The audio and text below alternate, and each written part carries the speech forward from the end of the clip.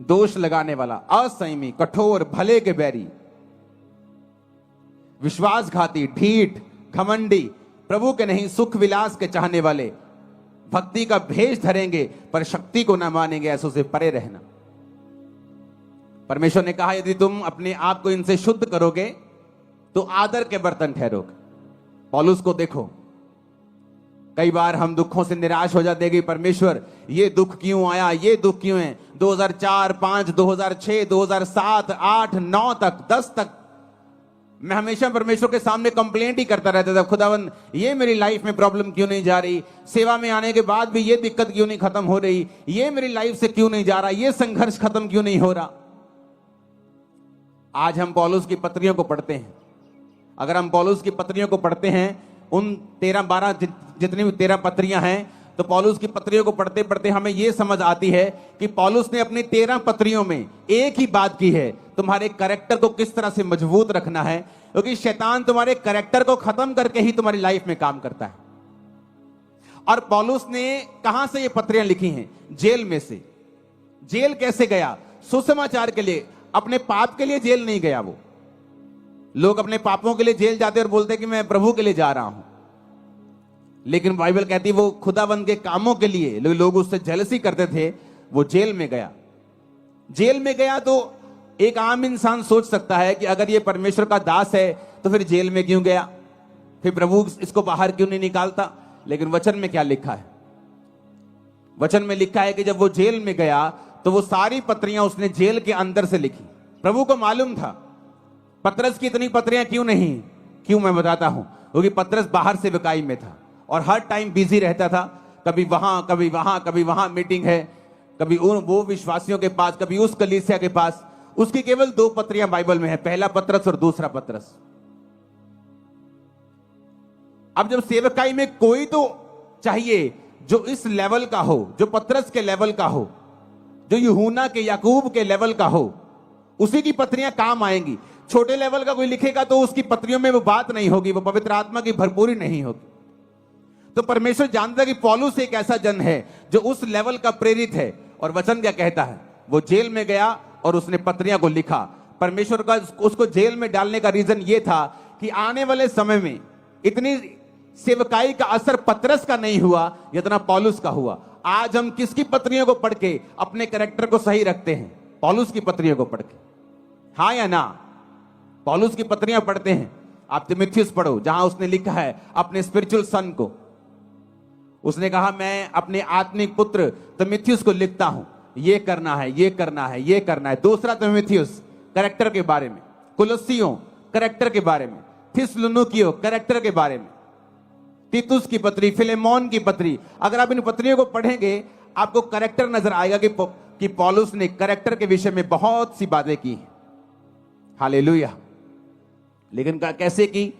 Bible कहती है हर एक चीज मिलकर भलाई को पैदा करती है जो प्रभु यीशु से प्यार करते हैं। उसने अपने आप को पवित्र रखा, फास्टिंग में रखा, प्रेयर में रखा और जेल से पत्रियां लिखी जो आज तक हम पढ़ के आशीष पा रहे हैं। अपने हाथों को उठाओ, बोलो हर एक दुख के लिए जो खुदा की मर्जी से आया, मैं खुदा का थैंक्स करता हूं।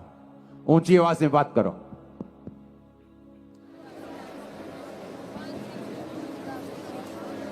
थैंक्स करो ऊंची आवाज में। और पिता मैं विश्वास करता हूं कि आप कुछ बड़ा करेंगे उन्हीं दुखों के बीच से, यीशु के नाम में। अब हम फास्टिंग क्यों करते हैं? जब शरीर आपका स्वामी है। आज आपको रोजा रखना है 5 बजे तक, लेकिन सुबह आपको इतनी भूख लगी छोले भटूरे देख के कि आपने अपना रोजा खोल लिया, क्योंकि आपका शरीर आपका स्वामी है। आप फैसला करके उठे नहीं, ये व्यभिचार से मैं दूर रहूंगा, लेकिन आज वो लड़की बड़े सुंदर कपड़े डाल के आई, आप अभी भी उसे देख रहे हैं। क्यों? क्योंकि आपका शरीर आपका स्वामी है। जब आपका शरीर आपका स्वामी है तो आपकी लाइफ में वो काम नहीं हो सकते जो आपको बंधनों से मुक्त करेंगे, फ्री मैन आपको करेंगे, एक लेवल तक आपको लेके जाएंगे, आप कभी उस लेवल तक नहीं आ सकते, क्योंकि आपका शरीर आपका स्वामी है। आपको मालूम है कि आपका मोबाइल, आपकी फेसबुक स्क्रॉलिंग आपके टाइम को वेस्ट कर रही है। ये टाइम आपको प्रेयर में देना है। क्यों? क्योंकि आपका शरीर आपका स्वामी है। आप जब फैसला कर लेते ये काम मैं नहीं करूंगा और आप प्रार्थना में चले जाते हैं, उस तरीके से आप अपनी आत्मिक लाइफ को, अपनी आत्मा को अपने जीवन का स्वामी बना देते हैं। और वचन कहता है जो आत्मा से चलेगा वो जिएगा। आमीन, हालेलुया। ऊंची आवाज में हालेलुया। आप जानते नहीं आत्मा में रहना और प्रार्थना और उपवास में रहने से कितने बंधन टूटते हैं और कहां ये चीजें लगती हैं जाके, आपको मालूम भी नहीं। पिछले दिनों जब मैं प्रार्थना उपवास में था तो इस थर्सडे मैंने चर्च आना था, लेकिन थर्सडे में जब मैं प्रार्थना कर रहा था बुधवार को, तो परमेश्वर मुझे दर्शन देने लगा प्रार्थना में। जब प्रार्थना उपवास में मैं पिछले दिनों में था तो प्रेयर कर रहा था तो परमेश्वर दर्शन देने लगा। और ऐसे दर्शन नहीं देने लगा कि मैं कुछ मांग रहा हूं प्रभु से कि मुझे ये चाहिए, मुझे ये चाहिए। जस्ट मेरी आदत है खुदावंद की प्रेजेंस में बैठना और बैठे रहना और प्रेयर करना और बेदारी के लिए प्रेयर करना, लोगों के लिए प्रेयर करना। मेरा अपना कोई मसला नहीं है खुदावंद के सामने। मेरे मसले चर्च के होते हैं, आपके होते हैं। आप यहाँ काउंसलिंग के लिए आते हैं, आपके केस मोबाइल पे मेरे पास आते हैं। जब उनसे हल नहीं होता डायरेक्ट मेरे पास आते हैं, तो मैं लिख के भेजता हूँ, इसको ये कहना है, ये कहना है, या सिर्फ ले हैंड में खड़ा करो, या इसको रोजे रखवाओ, या मुझसे मिलाओ, इसे ऑफिस भेजो। तो मेरा मसला सिर्फ आपके साथ होता है। तो मैं जब प्रेयर कर रहा था खुदावंद के साथ, तो परमेश्वर ने मुझे कहा कि एक बुक लिखनी है, सनातन परमेश्वर कौन है। वो बुक मैंने लिख दी है, आपको 2 हफ्तों प्रिंट हो जाएगी, अभी 1 हफ्ते में। मेरी तरफ से सब चला गया है, जस्ट वो डिजाइन हो रही है, प्रिंट हो जाएगी और आपको 1-2 हफ्ते में बुक मिल जाएगी। आप नोटिस करेंगे उस बुक के जरिए से जो लोग परमेश्वर में नहीं हैं, आप उनको जस्ट वो बुक दे देना, मैं कह रहा हूं वो चर्च में बैठा होगा, इतना छुएगा खुदा उससे। और कैसे हुआ? मैंने बुक के लिए प्रेयर नहीं की, मैंने बुक के लिए प्रार्थना नहीं की, मैं जस्ट प्रभु की हुजूरी में बैठा था, प्रार्थना कर रहा था। तो पवित्र आत्मा ने मुझे विजन दिया, सनातन परमेश्वर कौन है, इसके बारे में लिख। और उसमें 2 हिस्से हैं, एक सनातन परमेश्वर कौन है, एक और हिस्सा है जो आप बुक में पढ़ेंगे, वो भी एक शानदार हिस्सा है। जो कोई व्यक्ति अब उस बुक को पढ़ेगा उसे समझ आ जाएगा कि यीशु मसीह कौन है। क्या ये धर्म बदलने वाले लोग हैं, क्या कन्वर्जन करने वाले लोग हैं, या यीशु मसीह छुड़ाने के लिए आया। एक बुक आपके लिए एक सुसमाचार का एक कारण बन जाएगी और लाखों करोड़ों लोग उस बचाए जाएंगे। मैं बता रहा हूं, उसी बुक से आप देखना टेस्टिमनी आती।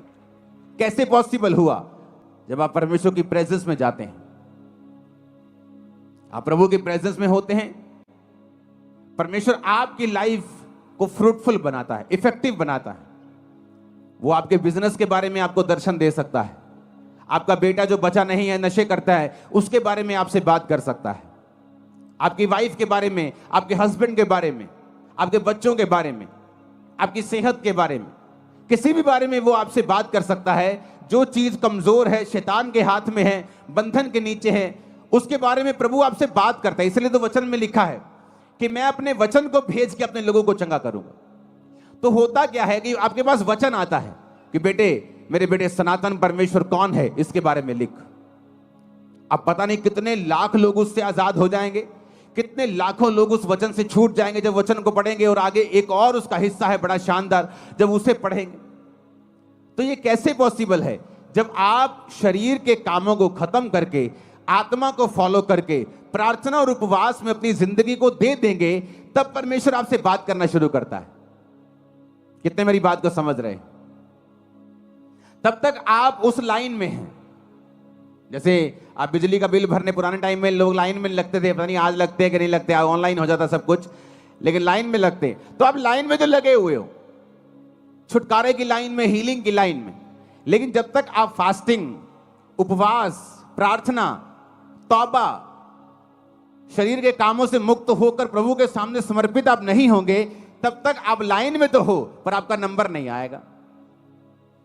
लाइन में तो लगे हुए हो, चर्च तो जा रहे हो, पता सब कुछ है, प्रभु की दया भी है। लाइन में लगे ये भी एक फजल है, प्रभु को जानते हो ये भी एक अनुग्रह है। लेकिन रियल छुटकारा नंबर कब आएगा? जब तुम इन बातों को फॉलो करोगे। ऊंची आवाज में हालेलुया बोलो। और जब हम उपवास करते हैं क्या होता है? उपवास हमारे शरीर के जो बॉसपन है, उसका जो बॉसी शरीर है, जो मालिक बनता है, वो उसके मालिकियत को खत्म कर देता है। जो शरीर का प्रभाव है, पाप का प्रभाव है, गंदगी का प्रभाव है, नेगेटिविटी का प्रभाव है। मुझे आज भी याद है 2004 में जब मैं परमेश्वर में आया तो शैतान मेरे पे अटैक करता था बहुत। वचन जानने के बाद भी, प्रार्थना करने के बाद भी, सिर्फ 1 2 3 4 महीने ऐसा हुआ मेरे साथ। तो जब वो अटैक करता था मेरे पे कभी कभी, तो पवित्र आत्मा मुझे पता क्या बोलता था? मुंह से बोल। मैंने फास्टिंग स्टार्ट कर दी। खाना 6 बजे खाया, शाम को 7 बजे, 10 बजे है रात के अभी, लेकिन मेरे मुंह से निकलता मैंने मेरी अभी से फास्टिंग स्टार्ट।